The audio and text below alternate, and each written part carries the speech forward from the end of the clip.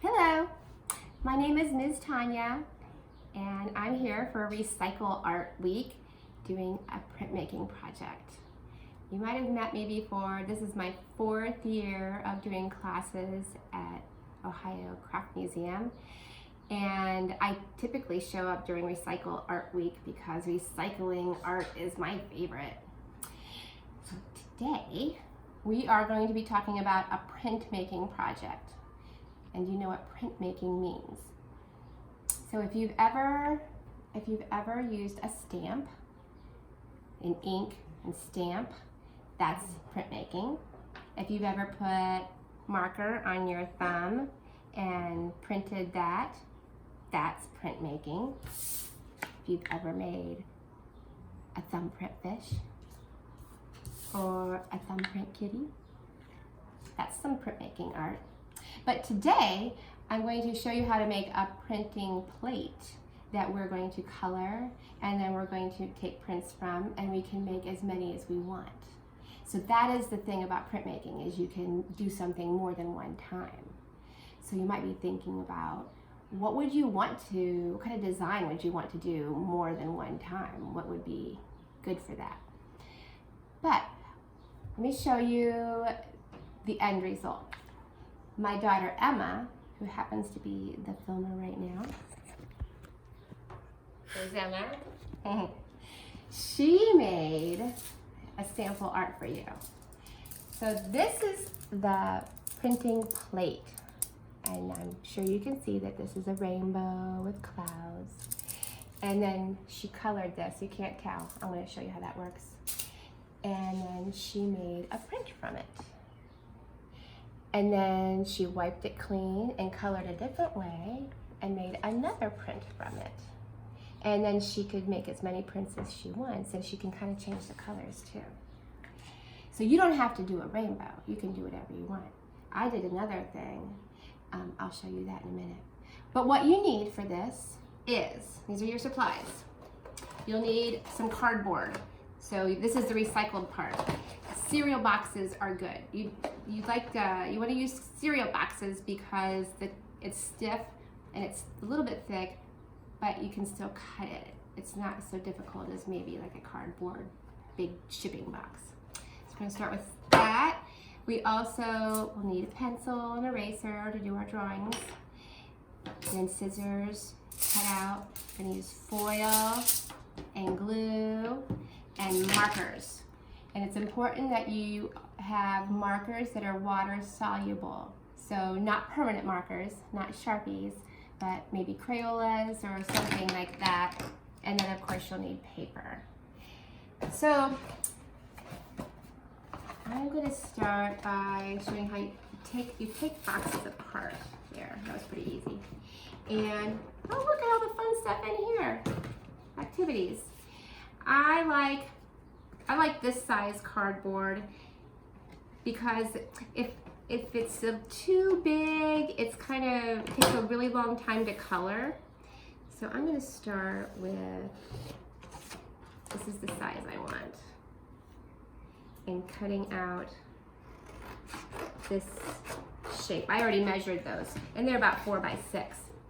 If you are doing paper making with Miss Phyllis, then maybe you could use Miss Phyllis's paper to do one of your prints on. I don't like this bit. I want to just cut this off. So this is going to be my plate.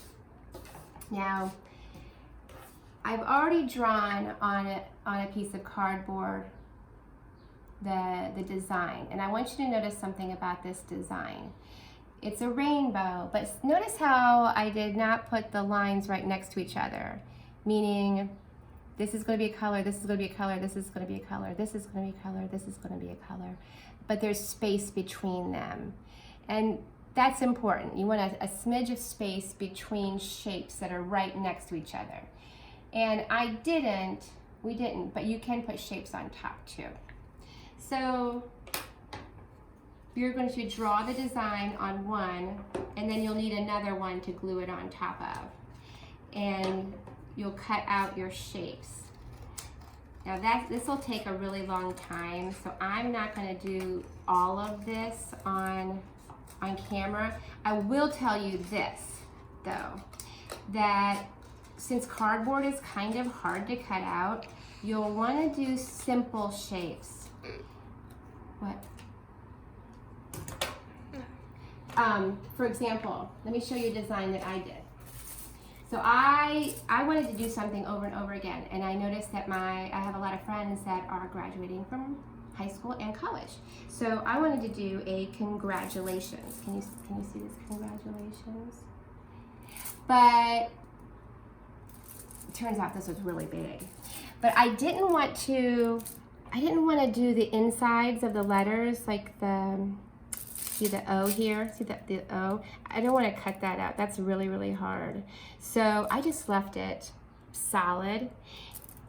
So that's one option for you, but I wouldn't make a shape that has an inside that needs to cut out. That's one of my hints for you when you make this project. So here it is. It's all cut out. Can you see that in your film? So there's the clouds and the rainbow part. So I'm gonna glue this down.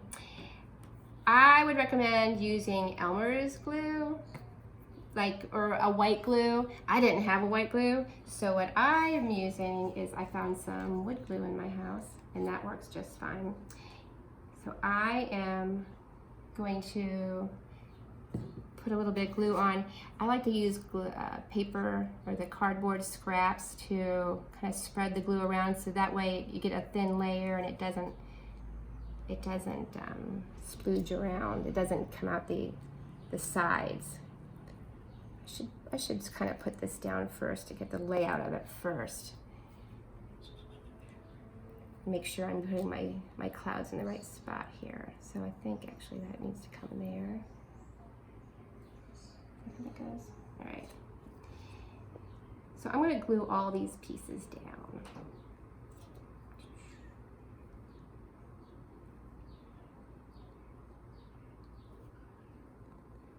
Now pretend I glued all those down, and they look like this.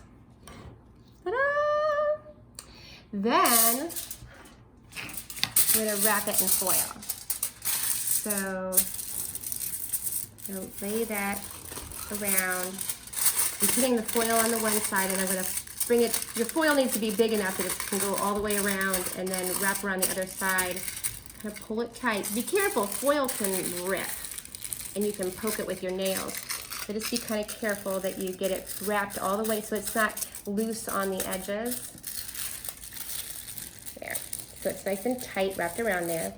Now, if you go like this and kind of massage around, you can feel the shapes. You want the shapes to show up.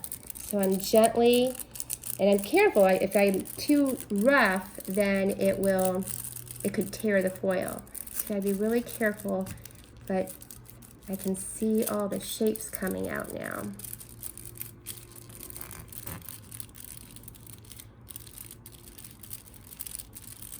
And when I get all the shapes to come out, then I'm going to color it.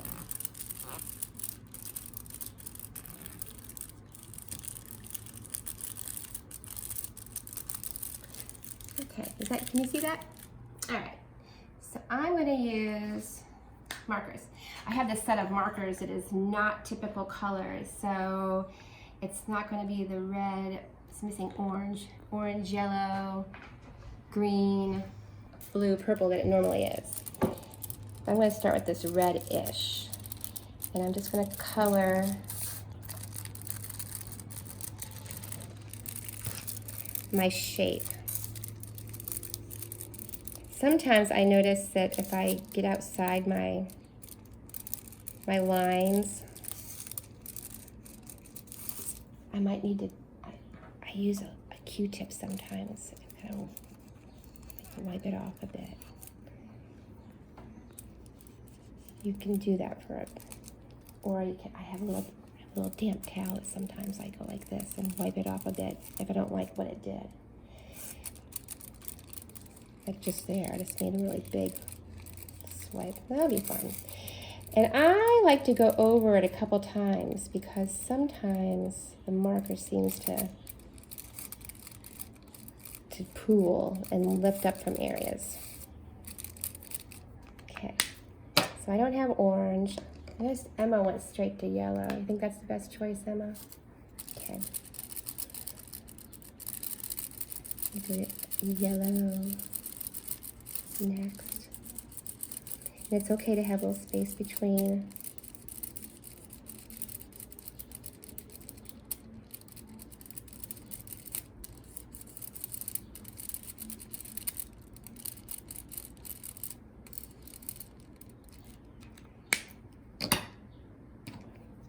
Green comes next.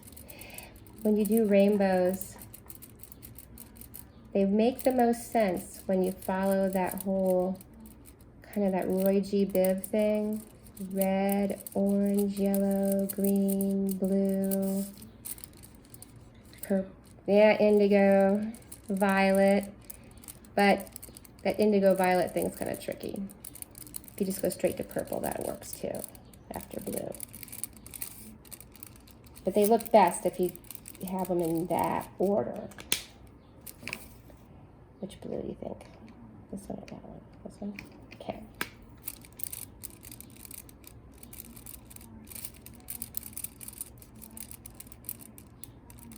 Now Emma said that when she did hers, that she went over them a couple times. Did you wait for them to dry, Emma, before you went over them? That looks fine. You don't need to go over it twice. Okay.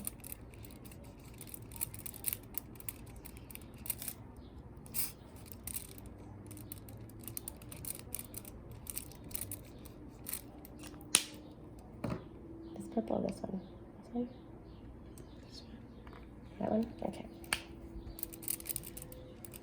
It's water markers, so they will pick up a little bit. What do you mean that will pick up? The water will kind of start to. It doesn't stick to the foil very well. Mm-hmm. But then so we're going to moisten the paper, and then that will make them spread out a little bit. Mm-hmm. Okay. Oh, and then that's right, because I need that blue to make the sky, don't I? All right. See, that seems to pull up.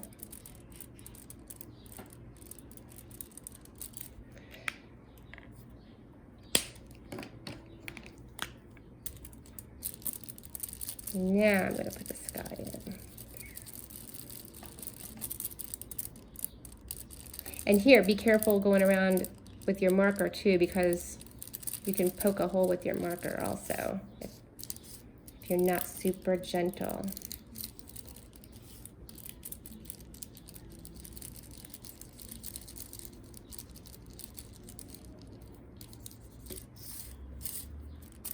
The purple shrunk up.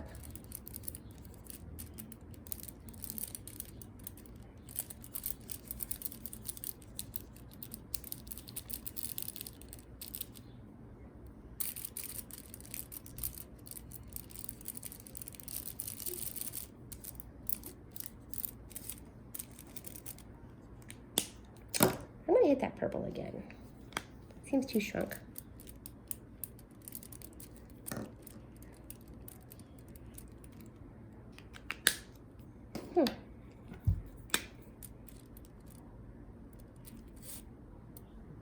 All right, so now that I have this colored, I'm going to print. Now I have paper that I already cut to size. If this will fit that. If I wanted to make it a card, let's say, I could put it on something that's already in a card shape. Maybe that way, or say I wanted to make a book and it wanted to be the cover of my book. I know a lot of kids like to make books. So this could go on the cover of the book. Remember that whatever you do, that when you print it, it's going to be backwards. So for example, if you're doing a Y, it doesn't matter. But if you're doing a G, see how that's backwards. And also notice, see my congratulations, how it's backwards. Because when I print it, it's going to come out forwards. And let me show you my congratulations. We'll let this dry for a moment. My first one I made, so you'll want to practice this. Because, so I made, look at all these I practiced with them. My first one I made was, I think I used a lot of water on my paper. I'm going to show you how to do that. And it's a little bit blurry. And then the second time, I didn't use as much, and it came out that way. And then I tried using kind of rainbow colors.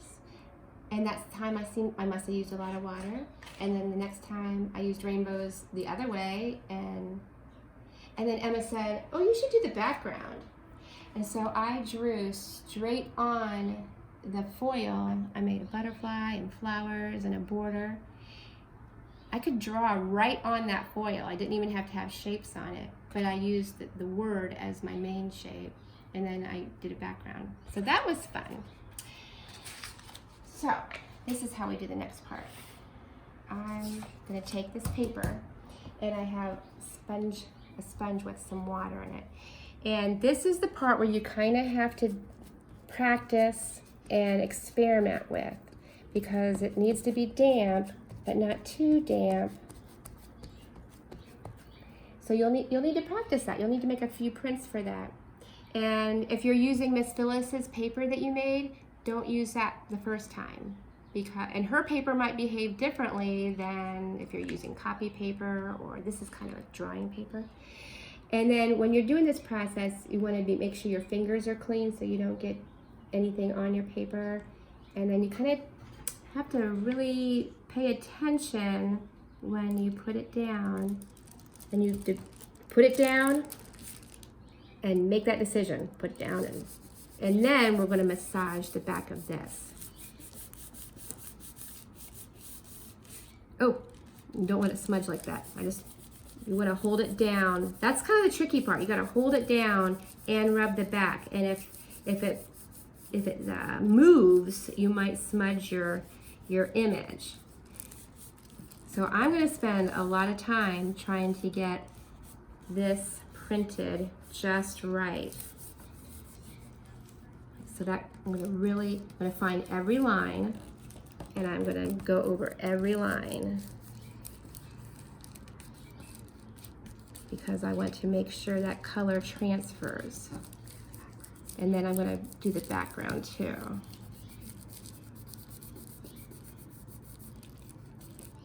Now, one of the tricks of printmaking, sometimes I've seen people do, is they'll peek.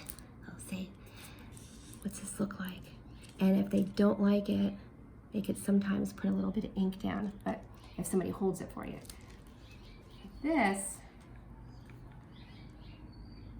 So this mostly came out. And see, that's where I smudged it there. That's very different than, Emma, what's different between mine and yours? What do you think happened here? More water, less water. Maybe. You let it dry a little bit before you stamped it. Ah. So you were talking, so I think during that time So I was talking, and this ended up being drier. And this one, maybe you did right away. Maybe there's a little bit of space there. So how much water you use on your plate, on your paper before you print it, will make a difference. Now, here's my plate again. And so I want to do it again. So all I have to do is I'll wipe it off, and I will try it again. And this time I won't talk so much between coloring and printing, and maybe I'll try different colors, like not typical rainbow colors. And maybe I'll make the background a different color, not the typical sky color. I can use my imagination because I have the plate, and now I can be creative and do something different.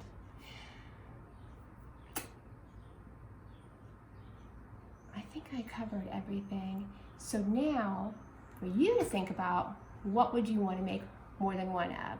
What are you interested in? I like doing words, especially if I want to make maybe a card. I like doing things like love or peace or hope. You know, right now, there might be a word that is kind of inspirational in your life that you could do. But I wouldn't make it a long word. This was, congratulations was a very long word. And so that was kind of a lot. So make it something that can fit in about this size. Emma, do you think I need to add anything else? Okay, well, I look forward to meeting you at our Zoom meetings and talking about ideas that you have.